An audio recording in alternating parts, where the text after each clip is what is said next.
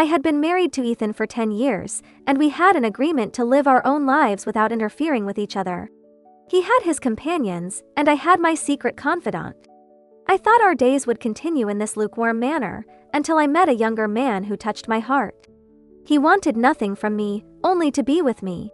I was moved, and that very night, I asked Ethan for a divorce. Ethan, however, was furious. His eyes were bloodshot as he spoke each word clearly into my ear. "Nina, you will never get a divorce from me in this lifetime." Chapter 1. Today, I spent half the day hiking with my young companion and spent the night counting stars. Young people really have too much energy. Exhausted, I dragged my tired body home, planning to catch up on some sleep. As soon as I got out of the car, I spotted Ethan's petite secretary struggling to support him. Her smug expression was impossible to hide. She couldn't conceal her childishness. She wasn't exactly a mistress. With Ethan's many women, I had lost count of how many there were. "Nina, Mr. Ethan got drunk while protecting me from drinking too much tonight," she said, emphasizing protecting me in a high-pitched voice. "I need to borrow your kitchen, Nina. Mr. Ethan loves the hangover soup I make. Every time he drinks too much, he insists I make it for him personally," she added, blushing as she glanced at Ethan. "He says that seeing me and having my soup sobers him right up." I found her childish claim of territory amusing. She was young, and I felt no desire to compete with her. I smiled and took Ethan from her hands, saying lightly, "Thanks for your hard work. With such a diligent employee, I feel reassured. Ethan has always treated his employees well. Your predecessor was also great at making hangover soup. It's getting late. Maybe you can make it next time." Lena's earlier smugness faded, revealing a hint of dissatisfaction. I didn't want to argue, so I gently pushed her out and closed the door. I turned to find Ethan sprawled on the sofa, eyes half closed. After a moment, I said, "Everyone's gone. Who are you still pretending for?" Ethan stretched his long legs across the sofa, his voice steady, devoid of drunkenness. "Thanks. Lena's been spoiled by me. She's been acting out lately, always getting jealous. I thought I'd give her some space, so she understands her place." I chose not to respond. Over the years, Ethan and I had been living our separate lives. The women around him changed like the seasons, never lasting more than 6 months. His affections were like summer butterflies, beautiful yet fleeting, never settling on one flower. I once thought I was special, that I was different from the rest. But I wasn't. After just 3 years of marriage, he couldn't resist wandering. Lena was different though. Maybe Ethan really liked her. He was usually impatient with women. There had been others he adored, but when they became jealous, he simply sent them away with a generous breakup fee. This time, he was just giving her the cold shoulder. He must really like her. In the past, I might have thrown fits, cried endlessly, making Ethan's life miserable. But now, I was used to it. I clearly stated my purpose. "Ethan, let's get a divorce." Finally, Ethan opened his eyes and looked at me in disbelief, letting out a cold laugh. "Nina, I can't even remember how many years it's been since you last mentioned divorce. What's wrong now? You do your thing and I do mine. Haven't we been fine?" He lazily sat up, grabbed a ceramic teacup from the coffee table, and poured 2 cups of green tea. He sniffed the tea aroma, speaking leisurely. "I was wrong today. I shouldn't have let her come to our house. I'll be careful next time. You won't see her again."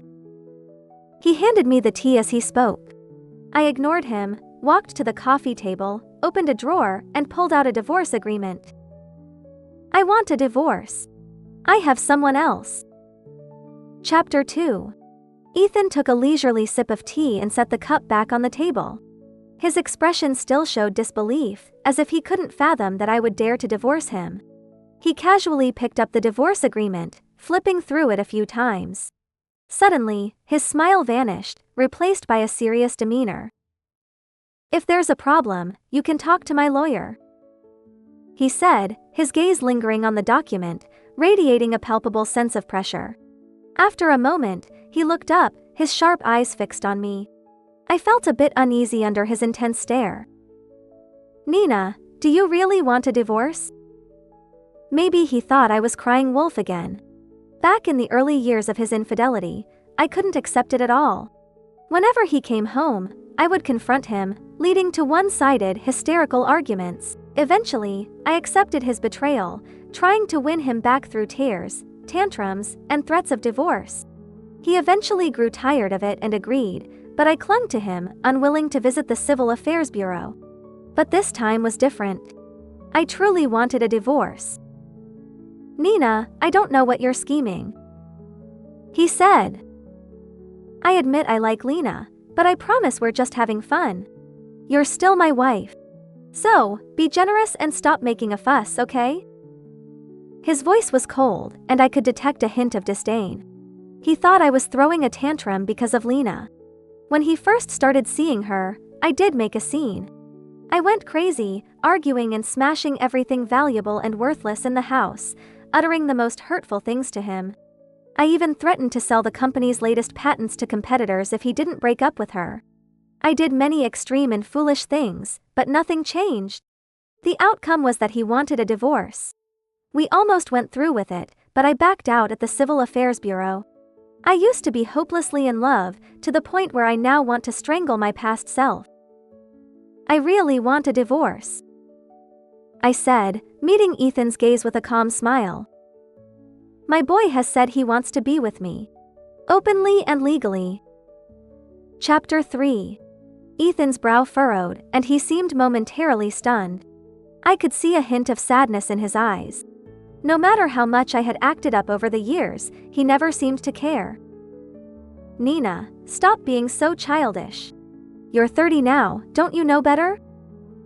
Yes, being 30 can't compete with the youthful energy of 20-somethings. Besides, Ethan had never considered any girl over 25. I didn't need him to remind me of my age. "Yeah, I'm 30, but I want a fresh start. This time, I'm really letting go and giving you your freedom, Ethan."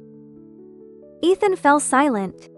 The soft, warm light highlighted his face, accentuating his sculpted features. He was truly handsome. Time had been kind to him, bestowing upon him the mature charm unique to successful men. He unconsciously rubbed his thumb with his index finger, a habit he had when deep in thought. After a few seconds, he spoke. "Is it that boy I saw with you at the cinema last time?" I nodded. Luke often told me I was too reserved, that it might make me sick. He had dragged me to see a horror movie, and I ended up clinging to him the entire time. I was still shaken when we ran into Ethan and Lena afterward. Judging by their movie choice, they must have watched the latest popular romance. Luke greeted Ethan with a smile, but Ethan's expression showed his displeasure, though he didn't say anything. After all, we had agreed not to interfere in each other's lives, and we had both stuck to that unspoken rule for years. Thinking of Luke lifted my spirits. Today, he had taken me shopping to help him pick out a tie. He didn't find a tie, but he did spot a diamond ring. I was completely taken by surprise when he knelt down on one knee, looking genuinely sincere. "Nina, marry me. I'm serious. The ring might be a bit small, but I couldn't wait. Let's get married first, and we can upgrade the ring later. I don't want to see you sad. I love seeing you smile. Marry me, and every day will be happy." Luke's handsome face drew the attention of onlookers. Even the sales clerk nearby wore an expression of admiration and envy. I looked at the 1-carat ring he held, sparkling brilliantly. I felt a rush of emotion.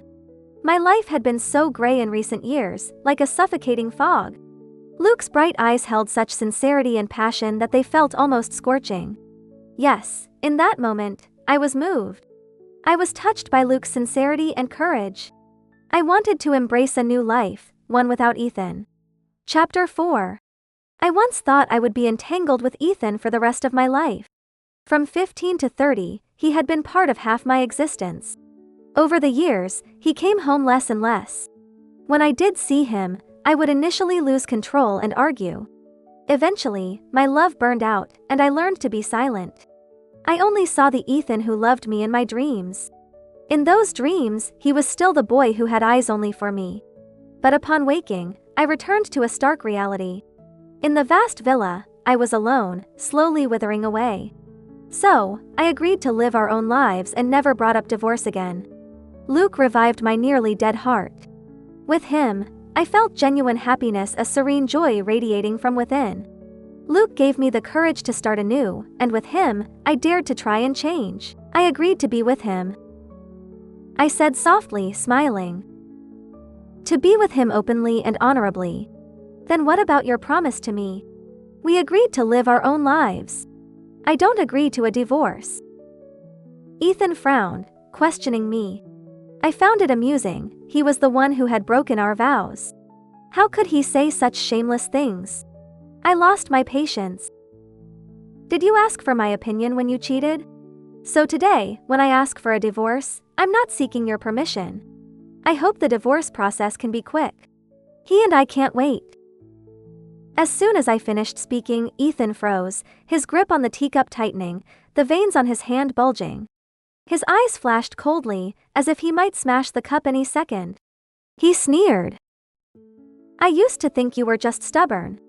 I didn't expect you to be foolish too. What can that young boy give you? What can he afford? He stared at the 1-carat diamond ring on my finger, continuing. Such a small ring, and he proposes with that? He seemed to forget that when he proposed to me, he was even poorer than Luke is now, and his ring was smaller too. When we got married, the company was just starting to take off. Ethan later replaced my ring with a 10-carat diamond, but what did it matter? A ring couldn't keep him or his heart. I want a divorce, Ethan. Let's free each other and start new lives.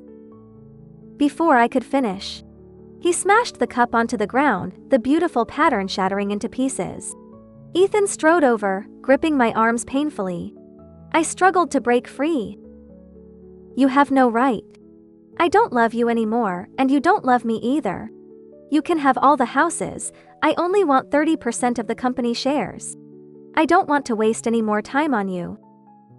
I turned my head to avoid looking into his eyes, focusing instead on the shattered ceramic pieces on the floor. My words seemed to infuriate him. He yanked me and threw me onto the sofa, his face twisted with rage. Then his body pressed down on mine, his hand pulling my nightgown down. Ethan glanced at my exposed skin, his eyes filled with something primal. I raised my hand to slap him, but he caught it, pinning it above my head. He kissed me forcefully, invading my mouth with his unfamiliar scent, while his other hand slid down my body, stopping at my lower back. In that moment, I felt a wave of disgust. I kicked him in the groin and pushed him away, frantically wiping my lips to erase Ethan's presence. He seemed stunned, staring at me in silence, his eyes bloodshot. After a long pause, he finally spoke. We agreed to live our own lives and never mention divorce. Have you forgotten? Nina, you will never get a divorce from me. Chapter 5. Thinking about Ethan's forced kiss earlier made me feel disdained. I spent 2 hours in the bathroom before coming out. While drying my hair, Luke called. His gentle voice came through the phone. Did you miss me today? No. I replied honestly, having spent the day dealing with lawyers about property division. I missed you. No matter how complicated the divorce is, I'll wait for you. Even though he couldn't see me, I nodded. Okay. Let me sing you a song. His low, soothing voice flowed through the phone, like a glass of wine with a hint of mint, rich in oak flavor, lingering. My baby, my baby. Give you something sweet. To make your night peaceful. My little ghost, my little ghost. Tease your brows. To make you love this world. La la la la la la, my baby. All the unpleasantness with Ethan faded away. Luke's singing was incredibly soothing. I had a dream that night, returning to the moment Ethan proposed. We were 22, still in the early stages of our startup. I was out running errands, and he was entertaining clients. We worked hard toward our shared dreams, enduring many hardships. Sometimes we wouldn't speak for a week, but that time was the happiest of my life. He had gone on a business trip and missed my birthday. On my 22nd birthday night, I was working late at the office. At 11, Ethan unexpectedly returned, holding my favorite cherry-flavored cake. He appeared before me without warning, the flickering candlelight dancing on our faces, our love warming the night. After blowing out the candles, I closed my eyes and made a wish. No matter if we are rich or poor, I just hope Ethan and Nina can be together forever. When I opened my eyes, Ethan was kneeling, holding a ring with a tiny diamond. I was so moved that tears filled my eyes. Ethan smiled, his brows relaxed. "Nina, I love you. Marry me." The next moment, the scene shifted to us arguing again, this time about his secretary. I was crying hysterically. "Why are you doing this to me? Why? You said Ethan would protect Nina forever.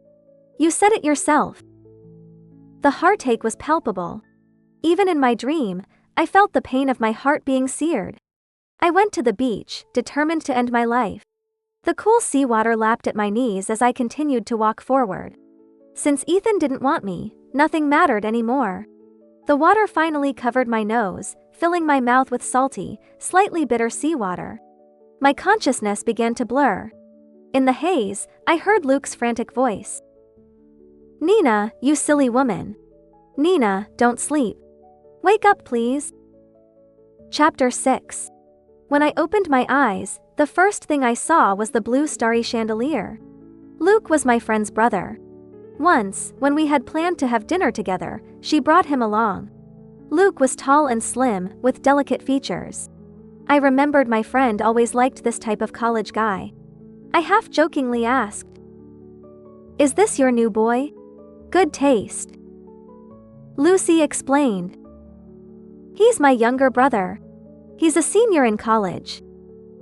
Luke extended his hand, his face flushed with embarrassment. "Nice to meet you. I'm Luke." I laughed at his shy expression. "Nice to meet you too. I'm Nina." We exchanged WeChat info and got to know each other. Luke's family owned a fish pond in a quiet, scenic area surrounded by mountains and trees, a perfect summer getaway. One afternoon, we bought fishing gear and went there to fish. My friend had just cast her line when she got called away for work. Alone, I couldn't help but think of Ethan.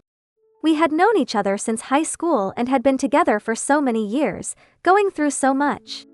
It was hard not to think of him. Sometimes I wondered if Ethan thought of me when he was with other women. We had shared most of our firsts together, how could he accept anyone else? Lost in thought, I didn't notice the fishing line twitching. Luke approached from behind, his long fingers overlapping mine as he pulled, reeling in a lotus fish. "Do you know how to grill fish?" Then I'll treat you to grilled fish, okay?" As the sky darkened, a warm evening breeze gently blew. I sat on a rock, watching Luke grill the fish. He carefully turned it to ensure it cooked evenly. The dancing flames highlighted his handsome profile. Luke's gaze shifted from the fish to me, he stared for a couple of seconds before speaking. "Nina, you look so ugly when you frown. You should smile more." I turned away. "Do I frown often? I never noticed. Nina, do you know you look like an old lady?" Luke stopped grilling. The moonlight cast a soft glow on his delicate features, while cicadas chirped in the background. His gaze was intense. "Even though you look young on the outside, inside you're lifeless. You're just waiting for time to pass, hoping to quickly become an old lady. You're torturing yourself. Nina, I like you. Why don't you give us a try?" I thought he was joking, so I didn't take him seriously. Later, Luke started pursuing me aggressively, inviting me to meals, taking me to movies, always choosing horror films to make me cling to him through the entire show. When I was upset, he would sing to cheer me up. He often tricked me into going to his resort, teaching me how to ski. Only then did I realize this kid was serious. Of course, I couldn't ruin his future, so I candidly told him about my situation. To my surprise, Luke already knew. "Your husband changes women like clothes. He doesn't care about you. Nina, whether you like me or not, for your own sake, you should get a divorce." Should I get a divorce? For myself? Chapter 7. Since I mentioned divorce to Ethan, he hadn't come home for 2 weeks. I didn't want to wait another second. I had my personal lawyer contact Ethan to discuss it. Lena called me around that time. She said in a high-pitched voice, "Nina, Mr. Ethan was really upset when you mentioned divorce. Nina, you are very important to Mr. Ethan. I've persuaded him to talk things out with you. You must have misunderstood each other." What a strategy. I sneered. Who are you calling sister? My parents only have one daughter. Where did this shameless sister come from? She was taken aback, clearly angry. Nina, don't be ungrateful. No wonder Mr. Ethan says you're boring. Ethan pities you, that's why he won't divorce you. He stopped loving you a long time ago. I laughed, finding it amusing. I don't care for a man who doesn't respect himself. If you want him, you can have him. If you value him, he's yours. You crazy woman, you. I hung up before she could finish. If she wanted to provoke me, she should know her place. That afternoon, Ethan, who had been away on a 2-week business trip, came home. I was about to ask him how he felt about the divorce when he threw his phone in front of me, full of anger. What's this about? Confused, I looked at the screen. The bold headline read, "High society couple living separate lives. Ethan's wife allegedly dating a younger man, possibly pregnant." The accompanying photo showed me in a hospital bed with Luke beside me, peeling an apple. It was from when I had surgery for acute gastritis. Luke had pushed work at the resort aside to take care of me for a week. A paparazzo must have snapped the photo. At the time, Ethan was on vacation in another country with Lena, so I didn't tell him. Even if he knew, he wouldn't have cared. I had already lost hope in him, he didn't love me anymore, and I wouldn't humiliate myself by disturbing them. I was hospitalized, and Luke took care of me. You were probably admiring cherry blossoms in Japan with Lena then. Ethan looked stunned, then asked, "So, you let this boy take care of you? Nina, stop seeing him. What about you? Can you fire Lena?" I retorted. He fell silent, his dark eyes fixed on mine. After a moment, he spoke. "If I fire Lena, will you not divorce me?" His tone was so sure, as if I would definitely agree. Hearing his answer didn't make me happy. I used to think that without Lena, Ethan would come back to me. But if it wasn't Lena, there would be someone else. Young, pure, and beautiful girls would always be there. I realized the problem wasn't with the girls, it was that Ethan couldn't resist temptation. He was tired of me and wanted something new. He was like a born sailor, never settling at one port. I calmly met his eyes and said slowly, "I don't love you anymore. No matter what, I will divorce you." Ethan was too confident. He thought a simple gesture would make me come back. He was too self-assured. I no longer loved him. Living under the same roof with him made me feel sick. "It's better for both of us to divorce. Isn't that what you wanted?" He suddenly raised his voice, shouting from behind me. "You're giving up on 10 years of our relationship for a young boy. Is it worth it?" I walked to the coffee table, picking up the Maserati keys. "He's more worth it than you." Then I turned to leave for my other house. Ethan grabbed my right hand, his voice low. I knew this meant he was angry. "Where are you going?" "To meet him." I pried his fingers off one by one and walked out of the villa. "Nina, do you have a heart? What do you want? You can't see him anymore." His yelling echoed in the living room. I ignored his angry cries and walked out the front door. Just as I reached my other villa, Luke called, asking where I was.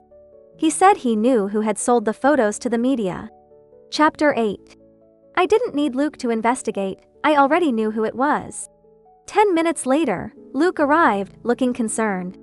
His first words were, "Nina, I've taken care of those false reports. Don't let them get to you. Why didn't you call me sister?" He seemed surprised by my question, pausing for a moment before smiling, his lips forming a perfect arc. "Because in my heart, you're more than just a sister. But if you like it, I'll call you that. There was a loud knock on the door, accompanied by Ethan's shouting. Nina, why did you bring him to our house? If I hadn't followed you, what were you planning to do? Luke blocked me and opened the door. Ethan stormed in, his face a mask of rage.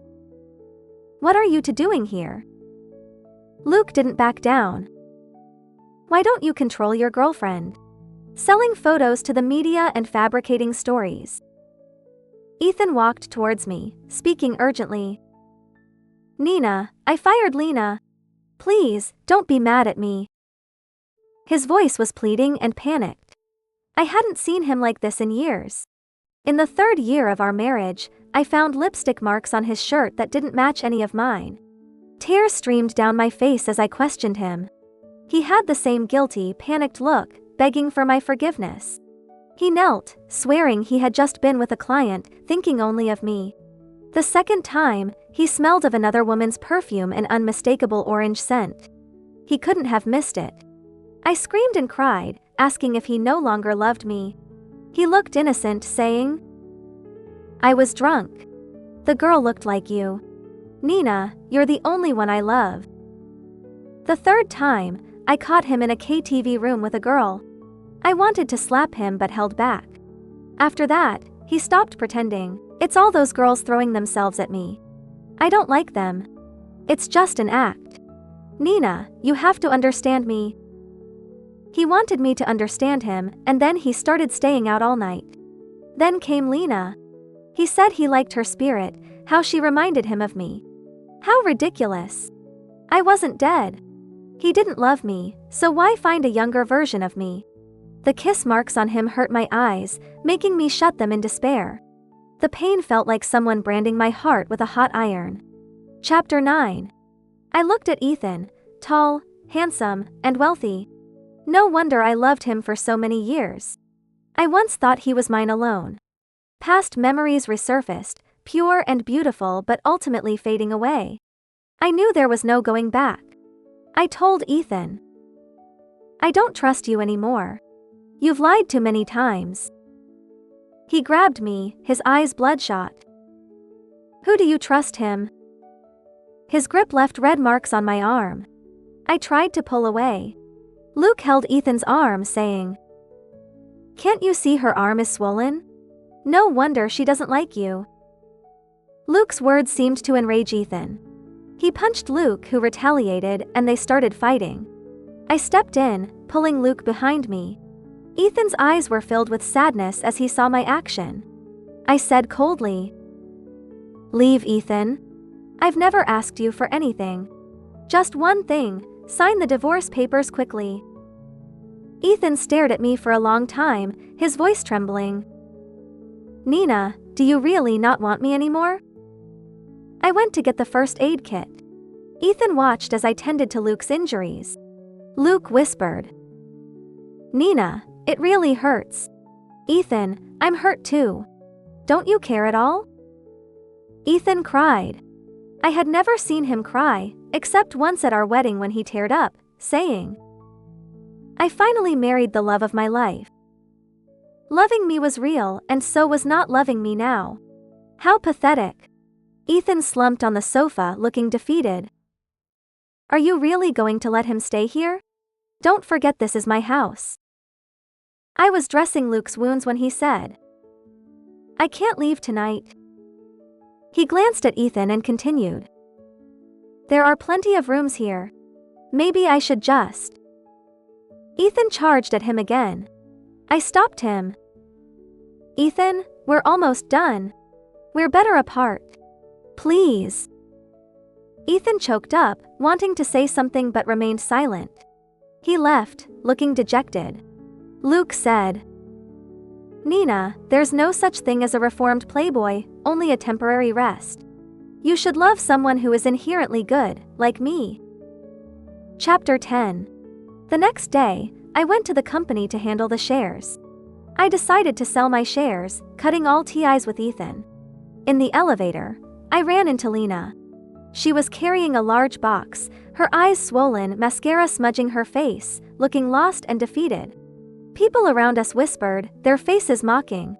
Lena had relied on Ethan's favor, growing arrogant without improving her skills, lording over the company. Everyone had tolerated her long enough. Now that Ethan no longer protected her, she was nothing. Outside the elevator, she looked at me with a twisted face, shouting, "Do you think Ethan won't divorce you because he loves you? He just doesn't want you to take his money. Ethan said he loves me and doesn't care about you." I looked at the girl who resembled me. When she first joined the company, I was still active. She worked diligently, full of ambition. She once told me over coffee, "Nina, I want to be an independent woman like you." But that ambitious girl was gone, turned into a caged bird by Ethan. It was sad. I found it laughable. "Lena, you've changed. You've become a caged bird. But remember, a bird's fate is in its owner's hands. Instead of worrying about me, think about yourself. I wish you the best. At 30, Ethan can't love you. Don't be so smug." She screamed like a madwoman ready to pull my hair. I stepped back. Ethan emerged from the elevator, harshly grabbing her hands. "What are you doing? Stay away from Nina." Lena looked shocked, tearfully pleading. "Ethan, you won't abandon me, right? I'll behave. I won't disturb Nina anymore. Don't leave me alone, I'm scared." I didn't want to watch their drama and turned to leave. Ethan pushed Lena aside to chase me. "I've always loved Nina. If you come near her again, I'll take back the 2 million compensation." How ironic.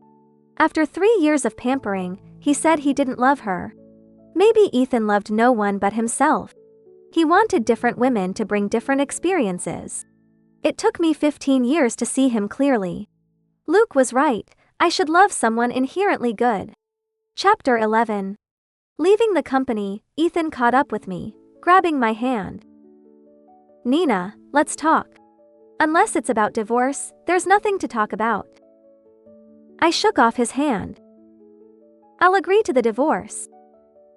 Ethan took me to a restaurant we frequented in college, known for its crab.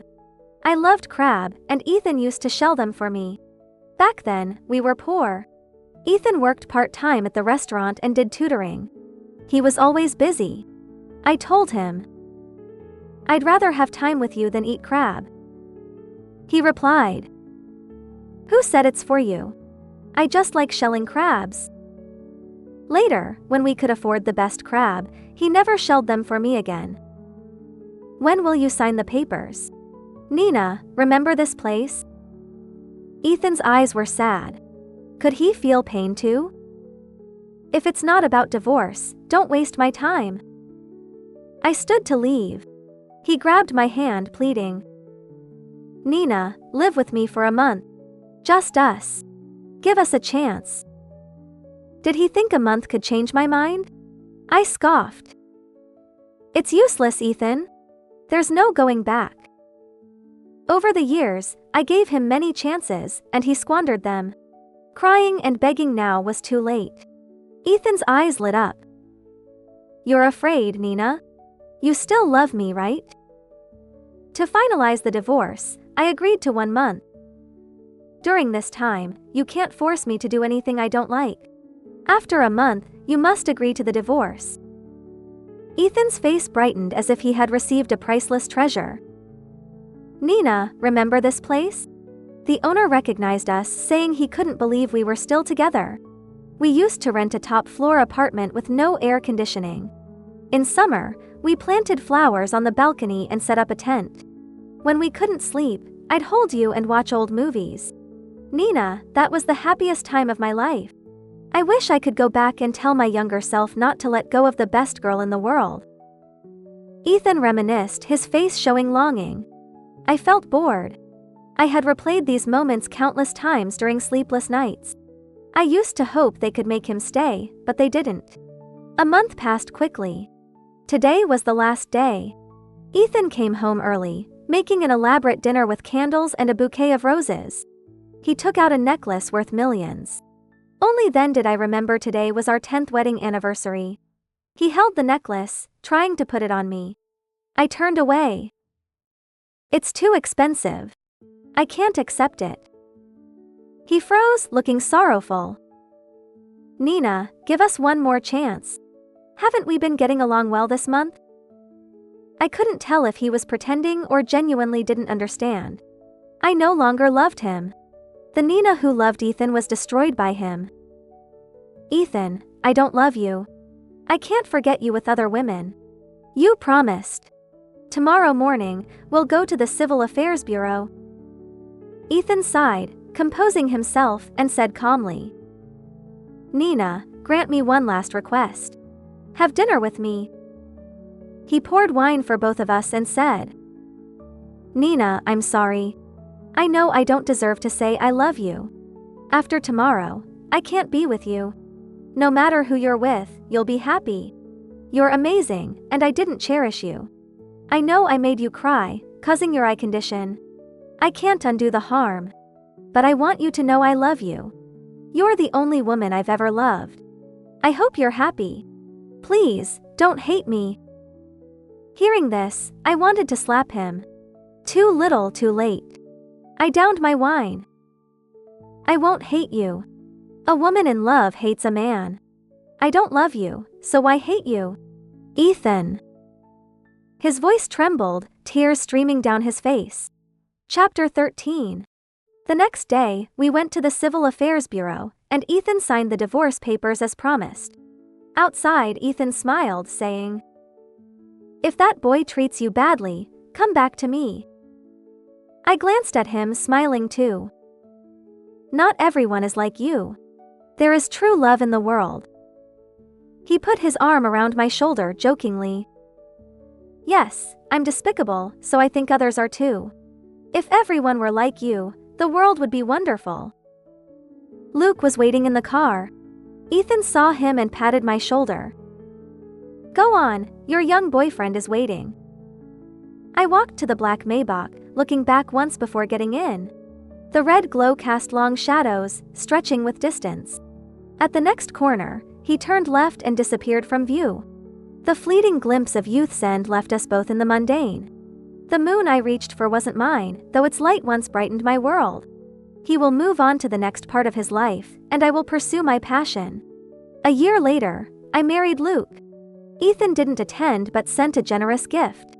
He was in Argentina, calling on my wedding day, the backdrop a vast waterfall. Standing before the waterfall, soaked but unfazed, he said, Nina, I've come to see the Iguazu Falls you wanted to see. Long ago, I told him, if you ever wrong me, take me to the world's end to see the Iguazu Falls. Maybe I'll forgive you. He asked, what if you don't come? I replied, it means I don't want to forgive you. The screen showed the roaring waterfall, mist rising. Ethan whispered, Nina, happy wedding. You'll be happy, I won't say more. I whispered back in my heart, Ethan, I wish you happiness. Luke called from a distance, honey, come for a family photo. Wait, your dress is long. I'll come to get you. The phone screen had long gone dark. I didn't know when Ethan ended the call. I sighed, feeling a tear fall as I rubbed my eye. Some people are meant to be a beautiful chapter in your life, then become a distant memory. I'm grateful for our meeting, but it's time to let go. Ethan, this time, we will be happy.